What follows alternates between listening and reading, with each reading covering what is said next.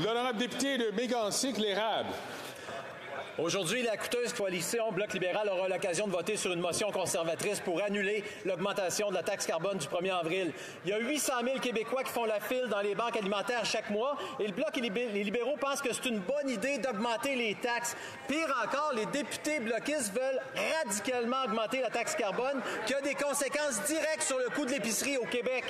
Qui va avoir le courage de voter contre l'idéologie Bloc libéral cet après-midi pour laisser plus d'argent dans les poches des familles puis diminuer les files d'attente dans les banques alimentaires?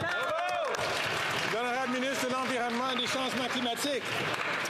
Merci, M. le Président. J'aimerais rappeler à mon honorable collègue que la tarification carbone fédérale ne s'applique pas au Québec, puisque depuis plus d'une décennie, c'est le système de plafonnement échange que le gouvernement du Québec a mis en place, M. le Président. S'il veut parler au premier ministre François Legault, ça va me faire plaisir de lui donner ses coordonnées. Ce n'est pas la tarification fédérale, mais parlons de ce que fait les conservateurs. Ils ont voté le mois dernier contre le Fonds d'action climatique pour soutenir l'agriculture durable, contre le Fonds d'innovation, d'investissement dans le secteur laitier, M. le Président, contre le financement pour aider les producteurs laitiers, les producteurs de volailles et d'œufs sous gestion de l'offre. C'est ça que les conservateurs ont fait, M. le Président.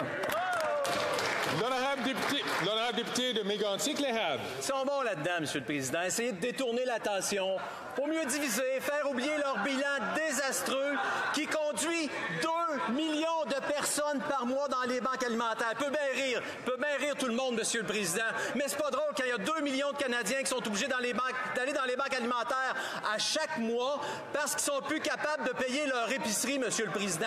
Qui va faire ce qui est juste cet après-midi? Voter contre une augmentation de taxes que le Bloc veut radicalement augmenter, voter pour la motion du Parti conservateur et abolir l'augmentation de taxes du 1er avril. Qui va avoir le courage de le faire? L'honorable ministre de l'Environnement et des Changements climatiques. Monsieur le Président, je pense qu'il y a beaucoup de gens qui nous regardent et qui n'arrivent pas à comprendre pourquoi, en 2024, un parti qui veut former le gouvernement un jour, peut-être, ne comprend toujours pas l'importance des changements climatiques. En 2021, la sécheresse a entraîné une baisse de 27 % de la production céréalière canadienne. À peine 2 ans plus tard, sécheresse en 2023 a fait baisser les récoltes de céréales de 13 % au pays, Monsieur le Président. Au cours de la dernière décennie, 200 000 agriculteurs et agricultrices au Canada ont subi une augmentation des coûts dus au changement climatique. Quelle est la réponse des conservateurs? On va rendre la pollution gratuite, Monsieur le Président. Avant qu'on